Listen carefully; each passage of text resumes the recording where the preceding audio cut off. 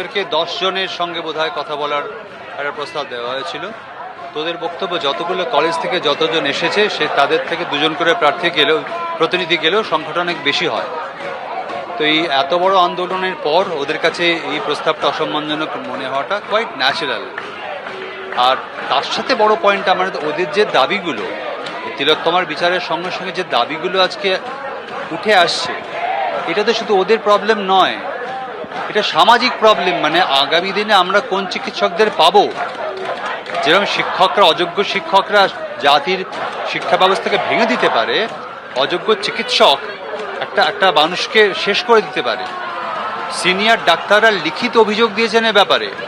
তাই ওরা যে দুর্নীতিমুক্ত একটা স্বচ্ছ শিক্ষা ব্যবস্থা, স্বাস্থ্য ব্যবস্থা তৈরি করতে চাইছে, এটা শুধু ওদের প্রয়োজনে নয়, গোটা রাজ্যের মানুষ এতে উপকৃত হবে। এবং এই ঘটনার সঙ্গে একটা দুটো লোককে পয়েন্ট আউট করলে তো হবে না। আজকে এক্ষুনি জেনে এলাম, আমরা আপনাদের টেলিভিশন চ্যানেলে দেখলাম যে 3টের পর কোনো পোস্টমর্টমের বডি রিসিভ করতে গেলে, পোস্টমর্টমের জন্য বডি রিসিভ করতে গেলে এসপি বা ওই র্যাঙ্কের কোনো অফিসারের কাছে থেকে রিকোয়েস্ট লেটার আসতে চাই। তাহলে কারা লেটার পাঠালেন? পুলিশমন্ত্রী আমাদের জানাক। গোটা রাজ্যের মানুষ, গোটা দেশের মানুষ তাকিয়ে আছে এর দিকে। হঠাৎ করে আমাদের কাজে ফিরতে যদি যেতে বলি আমরা, তা এতদিন ধরে রাস্তায় করে ছেলে খেলা করছিল, এত এত লোক কি ওদের পাশে এমনি দাঁড়িয়েছে? গোটা পৃথিবী থেকে সমর্থন কি এমনি আসছে? এত এত মেধাবী ছেলে মেয়ে, তারা কি কিচ্ছু বোঝে না?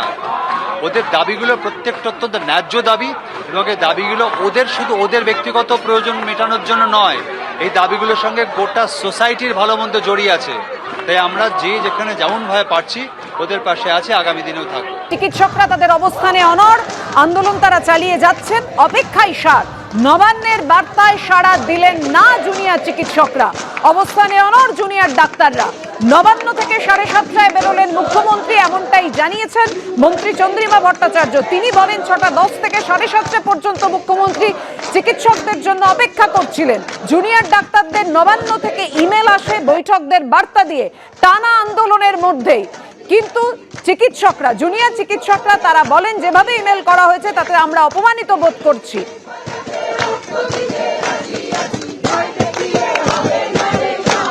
Oh, my God!